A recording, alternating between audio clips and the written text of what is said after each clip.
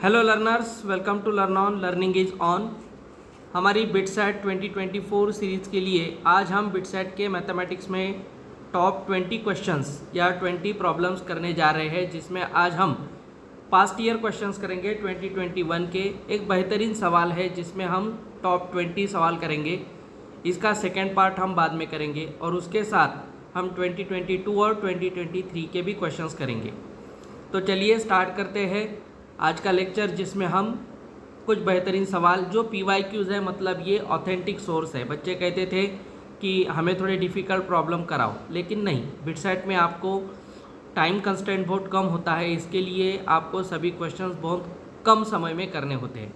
तो इसके लिए हम क्या करेंगे, हम सभी सवालों को कम से कम समय करने के लिए प्रॉपरली PYQs देखेंगे, जिसमें प्रॉपर क्वेश्चंस है और वो आपके 1 मिनट या 2 मिनट के अंदर हो सकते हैं। ठीक है, तो मैथमेटिक्स में टोटल 130 में से 40 क्वेश्चंस आपको पूछे जाएंगे और आपको इन सवालों को कुछ टेक्निक्स यूज़ करते हुए जल्द से जल्द सॉल्व करना होता है। बहुत इजी सवाल होते हैं, NCERT लेवल के सवाल ही होते हैं, बेसिक सवाल होते हैं। तो चलिए स्टार्ट करते हैं BITSAT top 20 maths problems PYQ 2021। Okay, तो सबसे पहले हम सवाल यहाँ पे स्क्रीन पे आपके सामने लेकर आए हैं। देखिए, अब मैं स्क्रीन को यहाँ पे फुल स्क्रीन कर देता हूँ। अब देखिए, ये जो सवाल है ये आपसे क्या कहता है। Okay, if the sum of certain number of terms of the AP 25, 22, 19 and so on is 116, then the last term is. तो हमें AN या TN पूछ रहा है, हमें SN दिया है। देखिए, आपको पता है यहाँ पे SN 116 है, ये AP है। तो गिवन AP अब हम यहाँ पे एनालाइज करेंगे। तो चलिए, जो AP है वो कितनी है, AP is 25, 22, 19 and so on. अगर आप देखें तो ये AP डिक्रीजिंग AP है, मतलब यहाँ पे जो फर्स्ट टर्म है वो 25 है और डिक्रीजिंग AP में जो कॉमन डिफरेंस होता है वो निगेटिव होता है। तो आप देखते हो 25 से 22 के लिए हम -3 आगे बढ़ेंगे और हमें यहाँ पे SN दिया है 116। देखिए, ये SN क्वेश्चन में हमें दिया है। तो हमने A, D और SN लिया है। अब हमें SN का फॉर्मूला यूज़ करते हुए टोटल नंबर ऑफ़ टर्म्स निकालनी पड़ेगी, क्योंकि हमारे पास अगर N की वैल्यू होगी तो ही हम लास्ट टर्म मतलब AN निकाल सकते हैं। तो इसके लिए अब हम क्या करेंगे, SN का फॉर्मूला यूज़ करेंगे। SN is equal to N/2 into 2A plus N-1 times D। ये फॉर्मूला आप सबको पता है। अब देखिए, SN की वैल्यू 116 है, N हमें निकालना है 2 टाइम्स A है 25, N-1 और कॉमन डिफरेंस है -3 का। अब देखिए, सिर्फ कैलकुलेशन का पार्ट है इसमें ज़्यादा। अब आप देखो तो यहाँ पे 116 इंटू 2 बनेगा ये, और यहाँ पे N है ये बनेगा 50, और यहाँ से -3N + 3। ये बेसिक कैलकुलेशन है, आपको आना चाहिए। यहाँ से बनता है 100, 100, 200, 232। ओके, ये बन गया 232। यहाँ से बनता है 53 - 3N। ठीक है, तो आपको दिखाई देता है यहाँ पे एक AP क्रिएट हो रही, सॉरी, एक क्वाड्रेटिक जनरेट होगी। जैसे 232 है, यहाँ से हम करेंगे N को मल्टीप्लाई तो 53N - 3N² बनेगा, और ये वैल्यू हमें यहाँ पे पता है। अब ये क्वाड्रेटिक अगर हम लेते हैं तो ये बनेगी 3N² - 53N + 232 = 0। क्लियर है? तो आपको यहाँ पे इस क्वाड्रेटिक को सॉल्व करना है। 232 के फैक्टर इंटू 3 करते हुए हमें निकालने हैं। तो यहाँ पे आप देखिए 232 इंटू 3 को हमें मल्टीप्लाई करना होगा। तो अगर हम इसे यहाँ से करते हैं तो ये 116 इंटू 3, फिर से अगर हम इसे फैक्टराइज करें तो 2 5 = 10, यहाँ पे 8 बनेगा। अब इसे अगर हम मल्टीप्लाई करें 2 इंटू 2, 29 इंटू 2 इंटू 3। अब देखिए, सभी प्राइम फैक्टर्स बन गए हैं। तो ये बनेगा 2 2 ज़ा 4, 4 6 ज़ा 24, तो 24 और 29 ऐसे दो फैक्टर हमें यहाँ पे मिल गए हैं जो हमें कौन सी वैल्यू देंगे, -53। तो ऑब्वियसली हमारे यहाँ पे फैक्टर्स क्या बन गए हैं, फैक्टर्स बनेंगे 3n², बड़ा फैक्टर है -29, क्योंकि हमें निगेटिव चाहिए तो दोनों को निगेटिव करना पड़ेगा, 24 + 232 = 0। बस अब इसे सिंप्लीफाई करके हम n की वैल्यू फाइंड आउट करेंगे। तो यहाँ से हम n कॉमन निकालते हैं तो ये बनेगा 3n - 29। यहाँ से अगर हम 3 कॉमन निकालते हैं 3 नहीं 24 पूरा निकाल देंगे, नो प्रॉब्लम। 24 निकालते हैं तो ये बनेगा n माइनस, और यहाँ से कितनी वैल्यू मिलेगी, 8। ठीक है, 8 की वैल्यू मिलेगी। तो ओवरऑल ये बनेगा 0। हाँ, अब देखिए इसे एक बार देख लीजिए, ये कितना हो गया। हाँ, यहाँ से हम 8 कॉमन निकालेंगे, 8 निकालेंगे तो ये बनेगा 8 3 ज़ा, यहाँ से माइनस बनेगा और ये 29। ओके, तो यहाँ से हमारी टर्म कॉमन निकलती है 3n - 29 = 0 और n - 8 = 0। तो यहाँ से n की वैल्यू 29/3 आती है, या n की वैल्यू 8 बनेगी। अब हम सबको पता है कि n की वैल्यू फ्रैक्शन या 0 नहीं हो सकती है, तो नेचुरल होनी चाहिए। तो n तो ये नहीं हो सकता, इसे हम रिजेक्ट कर देंगे। तो यहाँ से हमें n की वैल्यू 8 तो मिल गई है। अब हमसे पूछा है कि nth टर्म क्या होगी। तो चलिए फिर से हम यहाँ पे कलर चेंज करेंगे। तो a हमारा अगेन 25 है, n की वैल्यू 8 है, हमें nth टर्म पूछिए, मतलब an पूछा है। कॉमन डिफरेंस -3 है, तो an होता है a + n - 1 × d। ठीक है, अब इसे आपको निकालना है an हमें पता नहीं, an तो निकालना है। a है 25, टोटल टर्म्स है 8, तो ये 8 - 1 और ये कॉमन डिफरेंस बनेगा। तो यहाँ से मुझे दिखता है -21, क्योंकि ये 7 3 ज़ा 21 बनेगा और ये प्लस माइनस माइनस।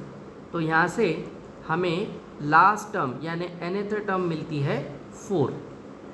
ओके, मैं बता रहा हूँ इसलिए 2 से 3 मिनट लगे, लेकिन अगर आप फास्ट करोगे तो 1 से 2 मिनट में ये सवाल बन जाएगा। तो यहाँ से जो लास्ट टर्म है वो बनेगी 4, और यहीं से हमारा option number C is the final answer. चलिए, क्लियर है। अब हम नेक्स्ट सवाल की तरफ बढ़ते हैं। एक बार आप इसे देख सकते हो। इस वीडियो की PDF आपको डिस्क्रिप्शन बॉक्स में मिल जाएगी। चलिए, नेक्स्ट सवाल है स्क्रीन पे आपके सामने। The distance between parallel lines 3x - 4y + 7 is 0 and 3x - 4y + 5 = 0 is a/b, then value of a + b। देखिए, बहुत ही इजी सवाल है। डिस्टेंस बिटवीन पैरेलल लाइंस, हमें पता है कि अगर पैरेलल लाइंस हो, मान ली ये 2 पैरेलल लाइंस है, तो पैरेलल लाइंस में हमें जो डिस्टेंस पूछा है वो परपेंडिकुलर डिस्टेंस ही, और वो थ्रू आउट सेम डिस्टेंस होगा। वो डिस्टेंस जो होगा वो इस टाइप का डिस्टेंस होगा, आप सबको पता है। 1 मिनट। हाँ, तो ये जो डिस्टेंस होगा ये आप सबको पता है, ये perpendicular distance through out same होता है। और पैरेलल लाइन के डिस्टेंस के लिए हमें पता है सीधा डिस्टेंस फॉर्मूला होता है mod of c1 - c2 upon √a² + b²। ये सभी को आपको पता होना चाहिए, और ये डिस्टेंस हमें दिया है a/b। तो देखिए, c1 और c2 क्या होते हैं, y इंटरसेप्ट होते हैं। तो ये जो हमें इक्वेशंस दिए हैं, इसमें c1 की वैल्यू है 7 और c2 की वैल्यू है 5। ठीक है, तो हम ये वैल्यू यहाँ पे सब्स्टिट्यूट कर देंगे। तो यहाँ से डिस्टेंस हमें मिलता है, डिस्टेंस, हाँ 1 मिनट। तो डिस्टेंस हमें मिलेगा, distance is mod of c1 है 7, c2 है 5, और इक्वेशन में आप देख सकते हो a और b की वैल्यू 3 और 4 है। स्क्वायर ही करना है हमें, तो ये बनेगा 3 स्क्वायर प्लस माइनस 4 स्क्वायर। तो यहाँ से ये बनता है 2 अपॉन ये तो पूरा 5 बनेगा, और ये value mod a by b के बराबर है, मतलब a अपॉन बी की वैल्यू 2/5 है। तो हमें a प्लस बी पूछा था, a प्लस बी 2 प्लस 5, मतलब फाइनल आंसर बनेगा 7। देखिए हमने डायरेक्ट फार्मूला यूज़ करते हुए डिस्टेंस a अपॉन बी दिया था, वहाँ से हमने a और b की वैल्यू फाइंड आउट कर ली, और a और b की हमें सम पूछी थी क्वेश्चन में, तो ये सम है 7 और option C is the final answer. Clear है? चलिए नेक्स्ट सवाल की तरफ हम बढ़ते हैं। ये सभी सवाल आपको खुद से ट्राई करने हैं, पहले वीडियो पॉज करते हुए और फिर जवाब देखना है। अब देखिए सवाल हमसे क्या कहता है, एक मिनट। तो सवाल हमसे कहता है value of limit extends to 0 a raise to sine x minus 1 upon sine x. देखिए सीधा सीधा सवाल है, हमें पता है a raise to sine x है, a raise to something minus 1 upon a raise to डब्बा माइनस 1 अपॉन डब्बा क्या होता है, लॉग a होता है। सीधा सीधा इसका आंसर लॉग a ही आएगा। आप इसे देख के भी टिक कर सकते हो, या आपको सॉल्व करके देखना है तो आप यहाँ पे देखिए, हमसे कहा है limit where x tends to 0 a of sine x minus 1 upon sine x. ठीक है, तो ये हमको पता है, अगर हम साइन एक्स को y सब्सटीट्यूट करें तो ये क्वेश्चन बनेगा x tends to 0 a raise to y minus 1 upon y, और इसकी लिमिट होती है log a। अब log a मतलब ये बेस है, तो ऊपर पावर में कुछ भी हो जाए तो इसकी फाइनल लिमिट log a ही बनेगी। ठीक है, so that final answer is log a। चलिए नेक्स्ट सवाल की तरफ हम बढ़ते हैं। अब आपको ये सवाल इंटीग्रेट करते हुए सॉल्व करना है। एक बार वीडियो पॉज कीजिए, खुद से ट्राई कीजिए। देखिए ये सवाल क्या कहता है, if integral of sine x upon sine x minus a d x is a x plus b times log of sine x minus alpha plus c, then value of a comma b. मतलब हमें ये ए और ये B, ये दोनों की एक order pair हमें यहाँ पे फाइंड आउट करनी है। तो चलिए ट्राई करते हैं हम इसे। तो यहाँ पे सबसे पहले जो हमें इंटीग्रल दिया है वो हम लिख लेते हैं। इंटीग्रल है, देखिए integral of sine x upon sine of x minus alpha d x.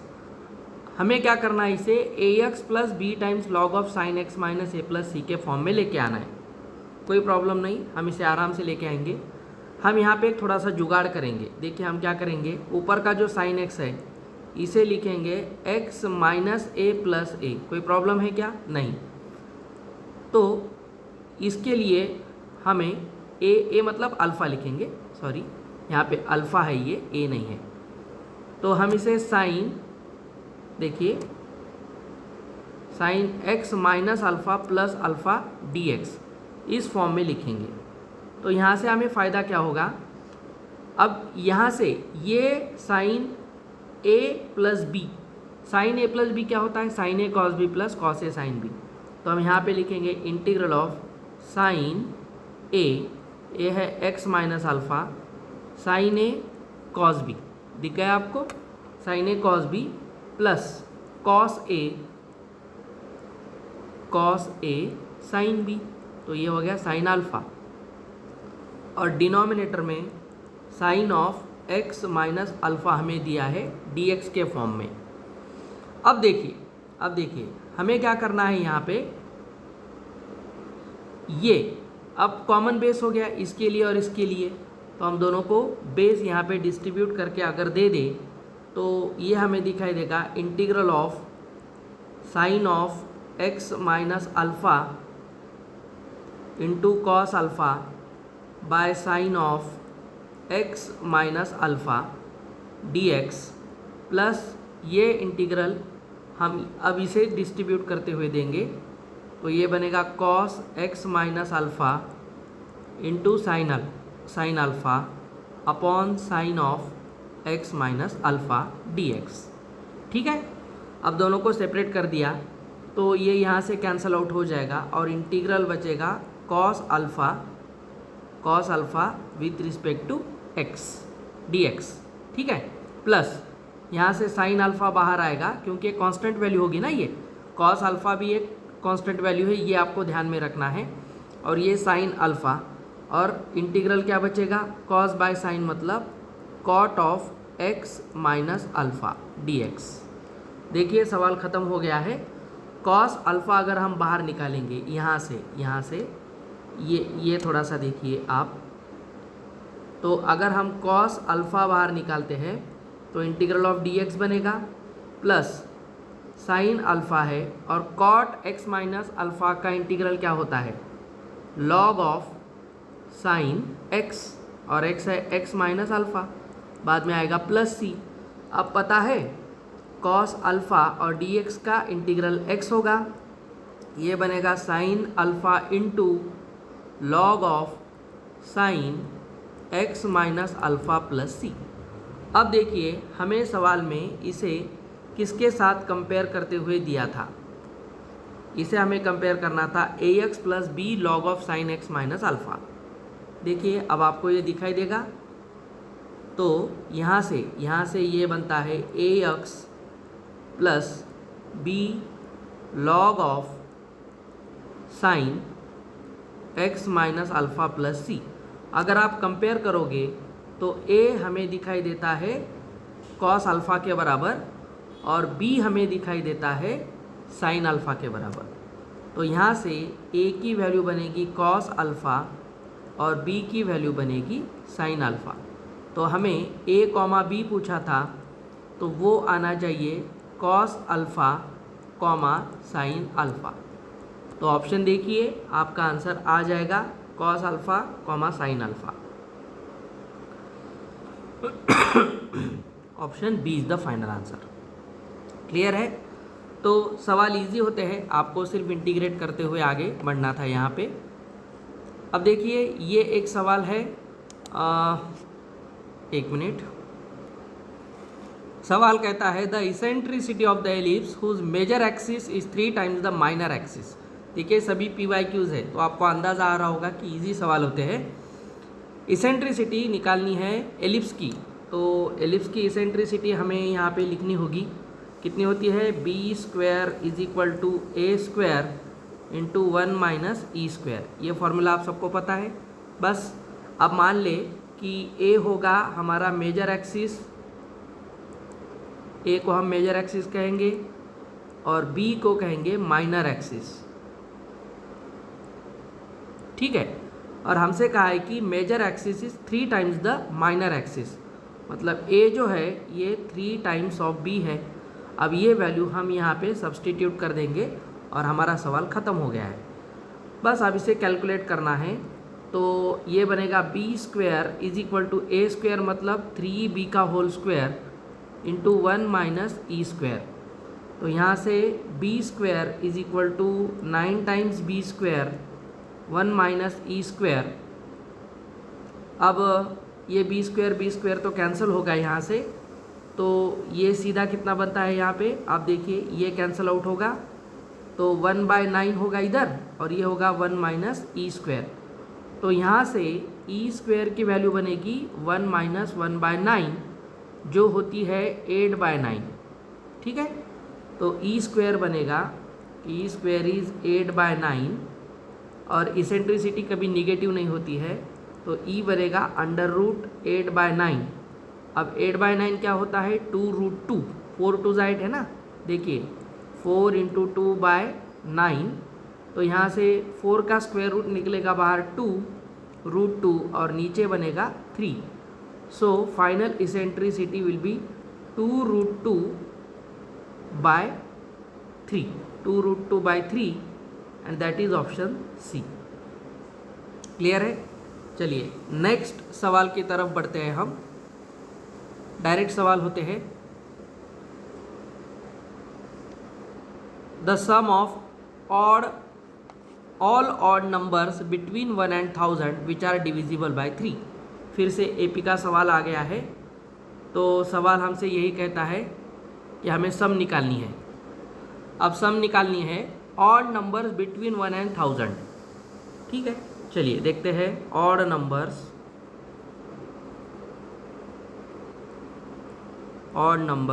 Between 1 and 1000 divisible by 3 कहता है। हाँ, डिविजिबल बाय 3 मतलब 3 से डिविजिबल होने चाहिए।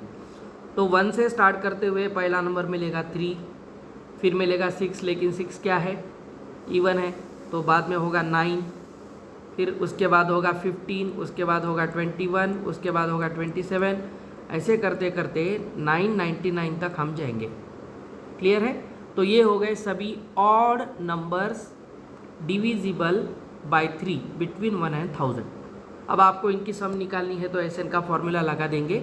इसके लिए हमारे पास ए की वैल्यू है 3, कॉमन डिफरेंस 6 का है, और यहाँ पे जो ए एन है लास्ट टर्म वो है 999। बस अब हमें पता है कि एस एन होता है जब हमें लास्ट टर्म पता हो तो n/2 a plus a n, first और लास्ट टर्म हम लेते हैं यहाँ पे, लेकिन हमें टोटल टर्म्स n तो पता नहीं है, तो हम एक काम करेंगे, पहले n फाइंड आउट करेंगे। तो a n is equal to a plus n minus 1 time d से हम n निकालेंगे। ए एन है 999, फर्स्ट टर्म है 3, n पता नहीं और कॉमन डिफरेंस है 6, तो यहाँ से ये बनेगा 996, ये माइनस होगा इधर जाके, ये 6 डिवाइड प्लस 1, ये n बनेगा। तो यहाँ से n की वैल्यू हमें निकालनी है। तो देखिए, तो n बनेगा 6 1 6, 6 6 36, ओके, तो ये बनेगा 167। n की वैल्यू हमारे पास आ गई 167। एक बार क्लियर कर लीजिए, करेक्ट है, ओके। तो n 167 आ गया है, तो अब हम इसे यहाँ पे रिप्लेस कर देंगे, ये यहाँ पे रखेंगे। तो S N is equal to n है 167/2, फर्स्ट टर्म है 3, लास्ट टर्म है 999। बस इसे सिंप्लीफाई कीजिए, आपका आंसर आ गया।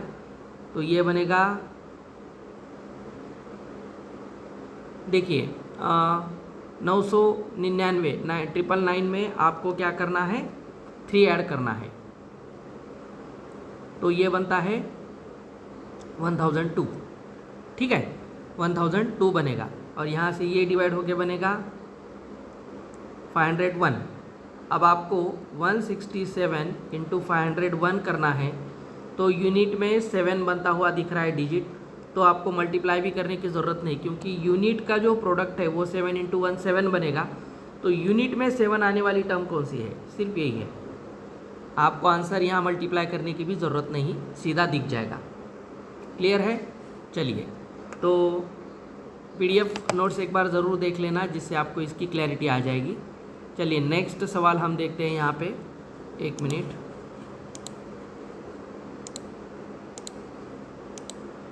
हाँ, तो सवाल हमसे क्या कहता है,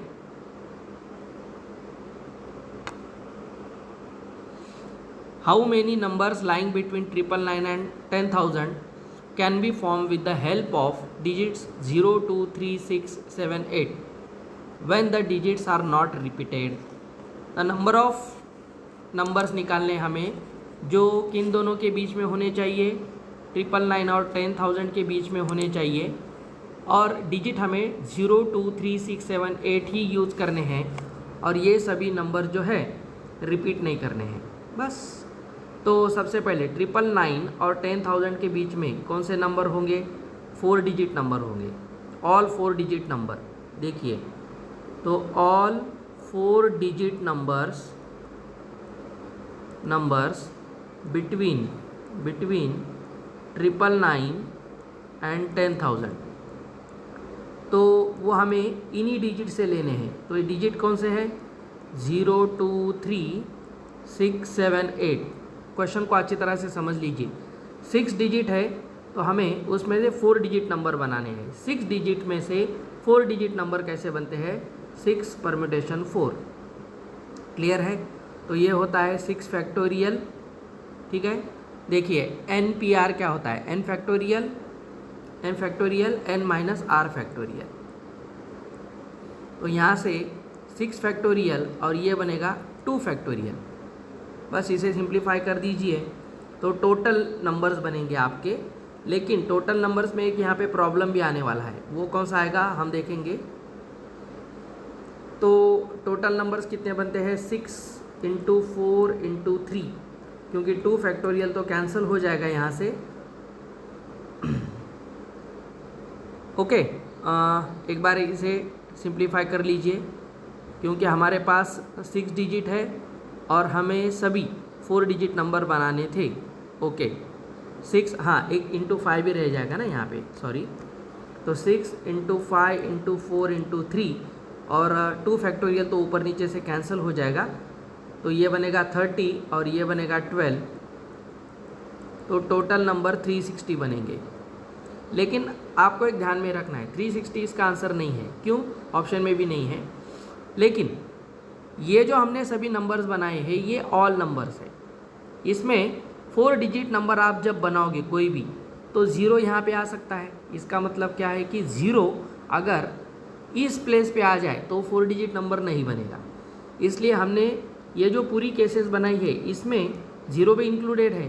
तो हम क्या करेंगे, अब हम क्या करेंगे, यहाँ पे 4 प्लेसेस में देखिए, आराम से देखिए, 0 को यहाँ पे फिक्स कर देंगे। 0 अगर यहाँ पे फिक्स हो गया तो हमें क्या करना है, यहाँ 3 प्लेसेस है और डिजिट तो 5 हो जाएंगे, क्योंकि ये तो फिक्स हो गया। इसको यहाँ रखने का एक ही वे है, तो 5 परम्यूटेशन 3 निकालेंगे।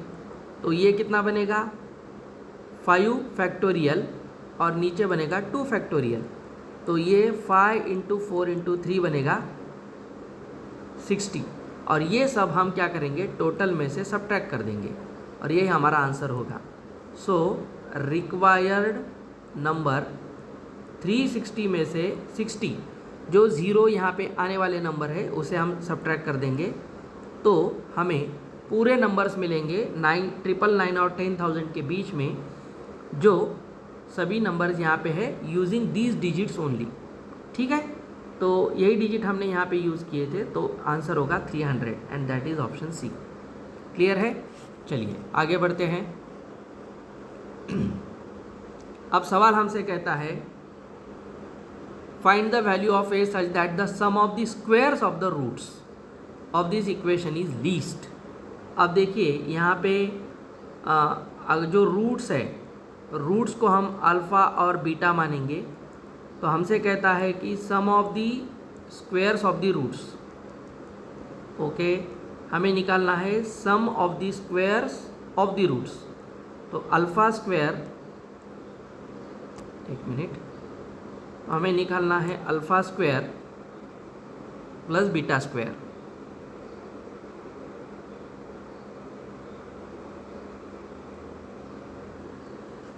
एक मिनट,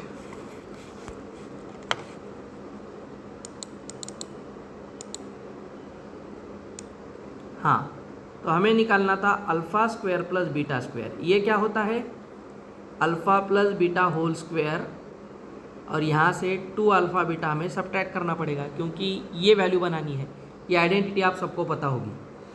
अब हमें इस इक्वेशन से सम ऑफ द रूट्स निकालना है। सम ऑफ द रूट्स क्या होते हैं, माइनस बी बाय ए। यहाँ से बी कौन है, माइनस ऑफ ए माइनस 2। तो माइनस बी बाय ए क्या बनेगा, ए माइनस 2 ही बनेगा, उसका square minus 2 times product of the roots. Product कितना है, माइनस ऑफ ए प्लस 1। ये हो गया प्रोडक्ट ऑफ द रूट। ठीक है, अब यहाँ से आपको इसे सिंप्लीफाई करना है, तो ये बनेगा ए स्क्वायर माइनस 4a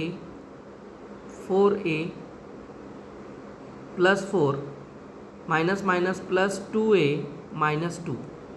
ठीक है, ये आइडेंटिटी अब हम सिंप्लीफाई कर रहे हैं। तो ए स्क्वायर माइनस 2a बनेगा, यहाँ से ये बनेगा माइनस 2a और यहाँ से बनेगा प्लस 2। तो मुझे दिखता है ये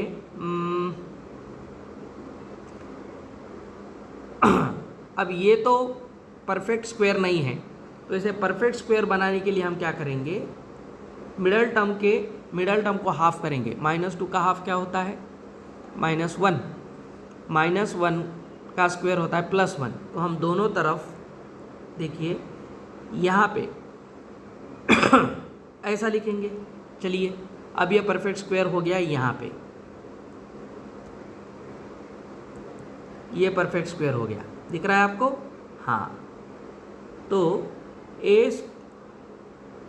ये पूरा यहाँ पे परफेक्ट स्क्वायर बन गया। तो a-1 होल स्क्वायर +1, अगर हमें इसे लीस्ट बनाना है,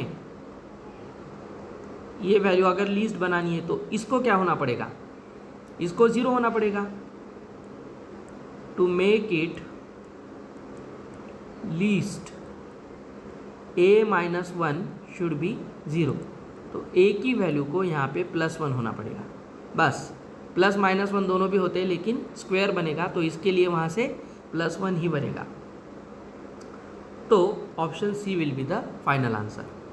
क्लियर है? तो ये क्वाड्रेटिक का सवाल था, इसमें थोड़ा सा आपको लीस्ट वैल्यू भी पूछी थी। ये सवाल मैं आपको होमवर्क के लिए दे रहा हूँ, HW, ये आपको खुद से एक बार ट्राई करना है। इंटीग्रेशन का सवाल है। The value of integral of cos of log x dx। अब आपको मुझे देखते ही लग रहा है कि इसे आपको इंटीग्रेशन बाय पार्ट से करना पड़ेगा। आप log x को कुछ सब्सटीट्यूट मान के cos t कर सकते हो। cos t, integral of cos t लेके आपको यहाँ पे log x लेके भी करना है। तो एक बार आप इसे होमवर्क के तौर पे करके देखिए। तो ये आपके लिए मैं होमवर्क के लिए छोड़ रहा हूँ। नेक्स्ट सवाल ये आपको देखना है, ठीक है? चलिए देखते हैं। सवाल कहता है the length of perpendicular drawn from the point two this line. अब लेंथ ऑफ परपेंडिकुलर निकालना है हमें। हम सबको पता है कि मान ली ये एक लाइन है, ये इस लाइन को रिप्रेजेंट करता है, और एक पॉइंट है ऊपर, ये पॉइंट है 3, -1, 11। तो यहाँ से हमें लेंथ ऑफ परपेंडिकुलर मतलब इस फुट ऑफ परपेंडिकुलर की लेंथ, ये लेंथ हमें निकालनी है, ठीक है? हमें पता है इस लाइन के लिए, इस लाइन को हम क्या करते हैं, पैरामीट्रिक फॉर्म में लिखते हैं। ये आप सबको पता है हम इसे कैसे लिखते हैं। तो लाइन है x/2 = y-2/3 = z-3/4। हम इसे अल्फ़ा मानते हुए पैरामीट्रिक फॉर्म में लिखते हैं। तो यहाँ से x की वैल्यू क्या बनेगी, x की वैल्यू 2α, y बनेगा 3α + 2, इक्वेट कर दीजिए, z बनेगा 4α + 3, ठीक है, +3। ओके, ये तो तीनों आ गए। अब हमें पता है इसके जो डायरेक्शन रेशियोज होते हैं। डायरेक्शन रेशियो क्या है, ये नीचे वाले नंबर 2, 3, 4, ये डायरेक्शन रेशियो हो गया।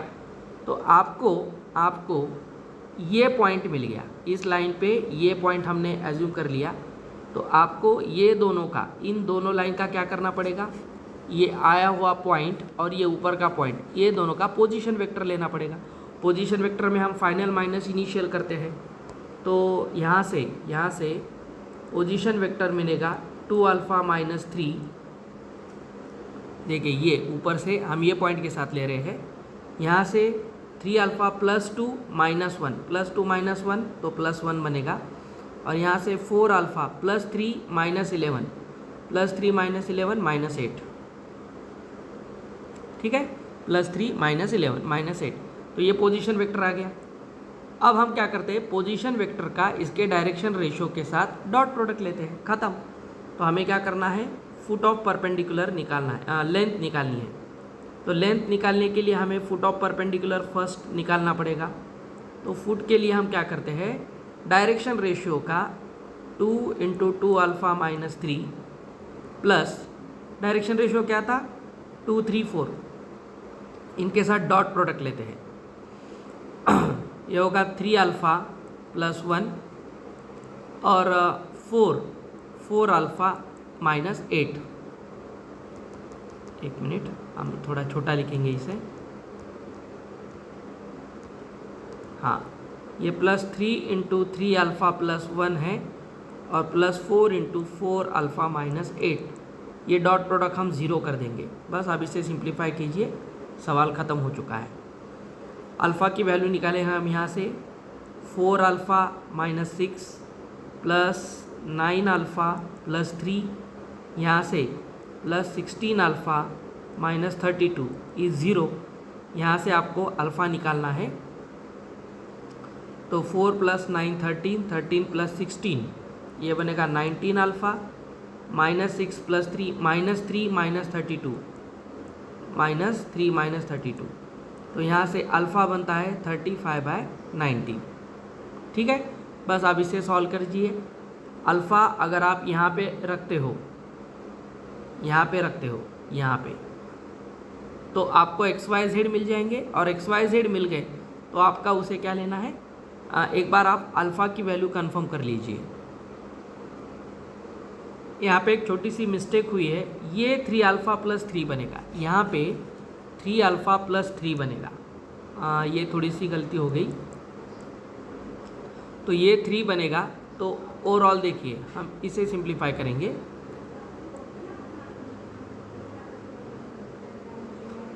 अगर हम यहाँ पे 3 रखते हुए सॉल्व कर दे तो अल्फ़ा की वैल्यू 1 बनती है। बस ये 1 बनेगा तो x बनेगा 2 अल्फ़ा, मतलब 2, y बनेगा 3 इंटू 1 प्लस 2 मतलब 5, और z बनेगा 7। तो 2 5 7 इसका हमें, ये हो गया इसका vector 2y 5j 7k cap. तो इसका हमें लेंथ निकालनी है, तो 2 square plus 5 square plus 7 square करना पड़ेगा। तो ये बनता है 4 प्लस 25 प्लस 49, और यहाँ से ये कितना दिखाई देता है, 4 प्लस 25 29 प्लस 49, 29 प्लस 49 √78 के बराबर दिखता है। एक बार इसे आप ट्राई कर लीजिए, तो ये बनेगा ऑप्शन 3। थोड़ा सा आप इसे आराम से करके देखिए। तो अभी ये वीडियो ज़्यादा लंबा ना हो, इसके लिए हम इसे पार्ट 1 में रखेंगे। इसके पार्ट 2 में हम आगे के सवाल भी करेंगे। वीडियो अच्छा लगा हो तो एक बार लाइक करना, लिंक शेयर करना, चैनल सब्सक्राइब करना, और कोई डाउट हो तो कमेंट बॉक्स में ज़रूर बताना। फिर मिलते हैं नेक्स्ट वीडियो में। Till then, happy learning with learn on. Have a nice day. Good bye.